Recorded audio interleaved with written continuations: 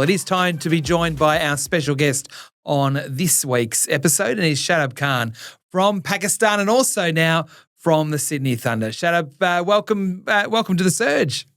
Thank you. Thank you so much for having me, brother. Now, I love the fact that you're not only in the Thunder green, but you're in the Pakistan green. You've spent a few times down here playing at different teams. I think you found the right colour. Yeah, I think I've found the right color now. I don't need to change anything now, especially the pad or gloves wise. Yeah, I have to make it just for one Absolutely. color.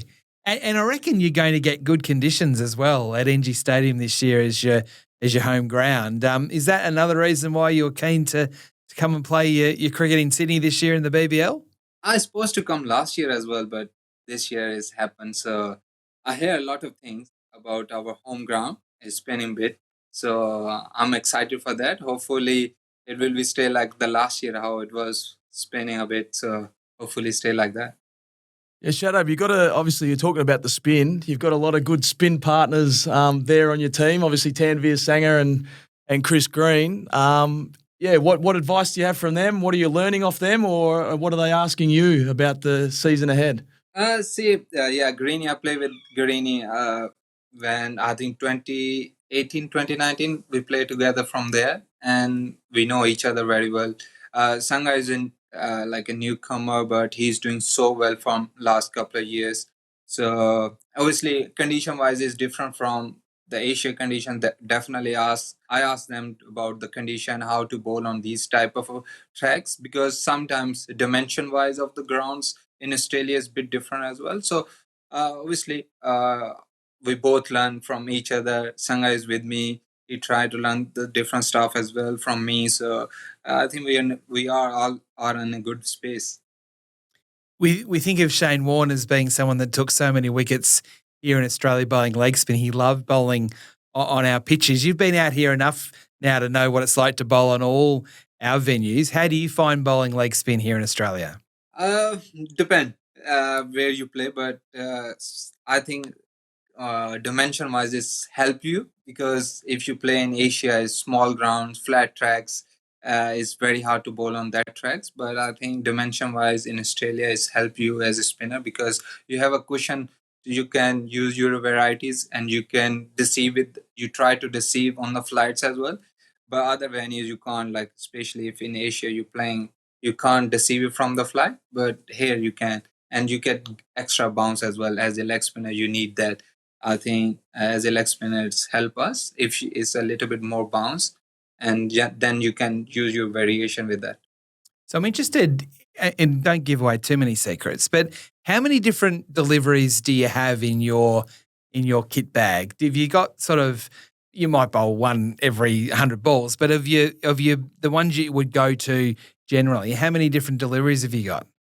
I think I play with my game plan with the 3 deliveries every game, especially T20s. So it's just I play with that. So it doesn't matter. It's not like I'm giving you too much, but everyone nowadays is so much data driven. Everyone knew it.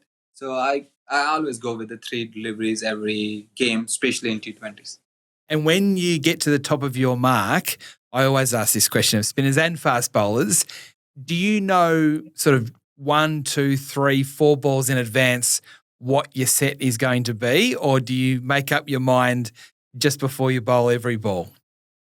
I think just before every ball, because you see the situation, what situation demanded, and who batsman is playing against. So I think it's every ball you change it.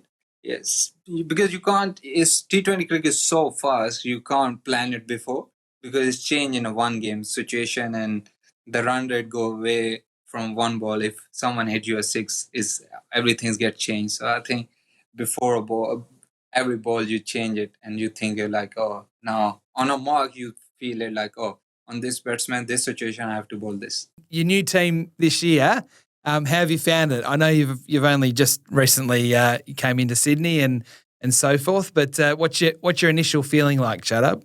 Oh no, I think I have found a team which I love it, because how they welcome me, how they treated me. I think that's what I needed. Uh, I think this team will be is my team now. So they were so welcoming.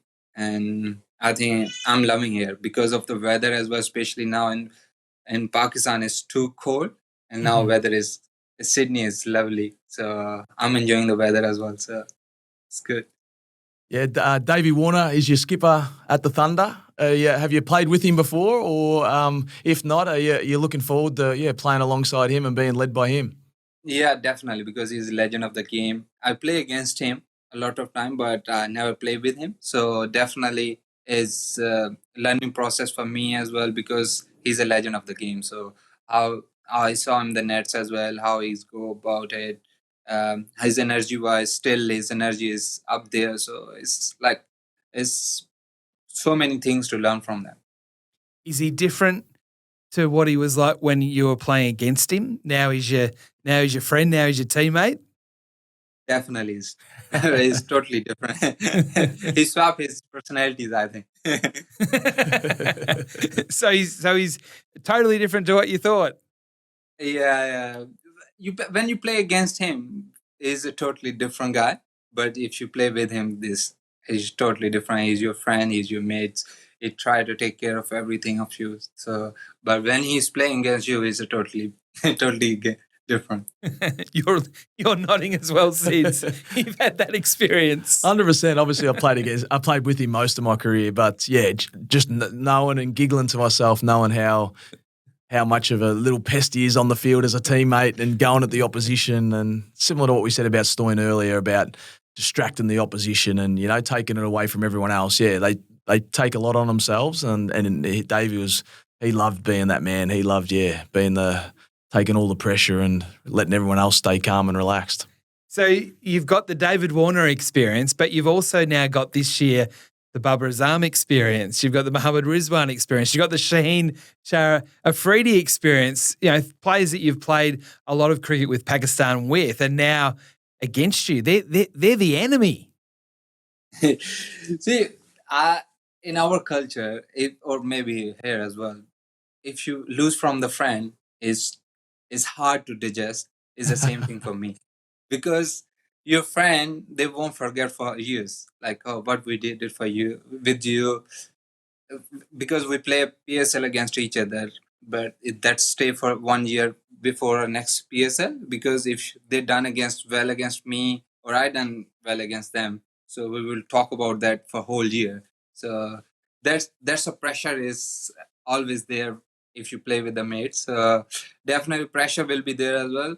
You've played cricket around the world, particularly on the T20 circuit. What's it like playing here in the BBL? Can you compare this competition with some of the other competitions you've played around the world? I think it's totally different from around the world because of the power play and the surge stuff. It's totally different because the other day I bowled a surge. This is my first time, but it's very hard to bowl on that like a surge over, because in around the world it's like 6 hour power play and then you can plan it out what you can do it. But in Australia it's hard to plan it out because you never know, because after 4 hours you have a power play and after that 10 hour you can take a surge anytime, and that time batsman gets set, and that 2 hour cushion is very hard to plan about it. I think that's a very hard, and that's a unique thing in BBL, and that's excite us as well because you're doing the different stuff from around the world. So did the others like Shaheen and Mohammad Rizwan, we talked about Baba, did they talk to you about if we came out for the BBL, what it would be like, considering the experience you've had in it already? Definitely we talk about it, and I because they play here as well before, but I tell everyone that when you come here you feel like this will be your second home, because how they welcome, how they treat you as a human, as a player, you will love that. So I think everyone is enjoying their time in Australia. And the significance for Pakistani cricket to have so many of the best coming out here for the BBL. You've played a fair bit of cricket for Pakistan yourself as well in the national team. So to have so many of you out here, is that going to be significant back home in Pakistan as well? Definitely. So everyone is excited. The Babar and the big names are here, and everyone is excited and they're watching the games.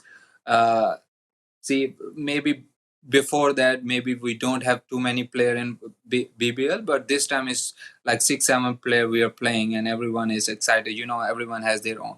Um, Everyone have their own fan base, and they love to watch them on a screen and play the top league in the world. So, and you feel it, and you can see the buzz around the world as well, like especially from our Pakistan.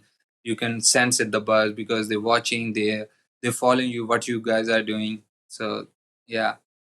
I'm interested. I hope this question makes sense. But did T20 cricket find you, or was it something that you always felt that your skill set was suited to? Because said you've played 6 Test matches for Pakistan. You've played a lot of first class cricket, but it feels like it's more the white ball. Does that suit your game? Is it something that you wanted to do, or did the game kind of find you? Because I was looking through your numbers now. I mean, it's over 100 T20 internationals for Pakistan and now over 300 T20 games around the world as well. So you're getting very experienced for someone who's only 27 years old.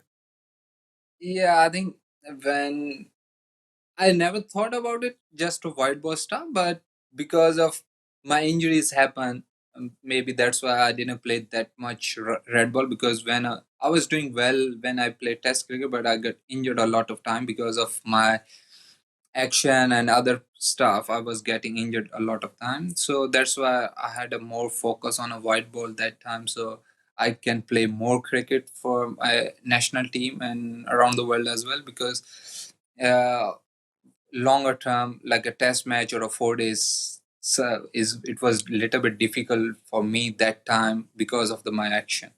Okay. Have you got Yeah. one more question, Pete, for Shadab before we let him go?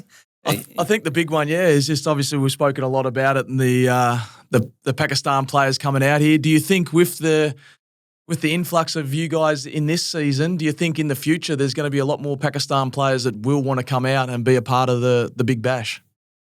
Definitely, I think you can sense it. Like everyone is enjoying that, and back home as well.